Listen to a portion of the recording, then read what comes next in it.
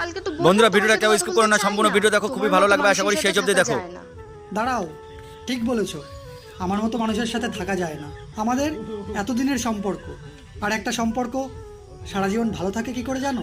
যখন কালকের ঝগড়াকে মনে রেখে তুমি আজকে কথা বলা বন্ধ করবে না। আর যদি তুমি কথা বলা বন্ধ করে দাও, কালকের ঝগড়াটা মিটবে কি করে?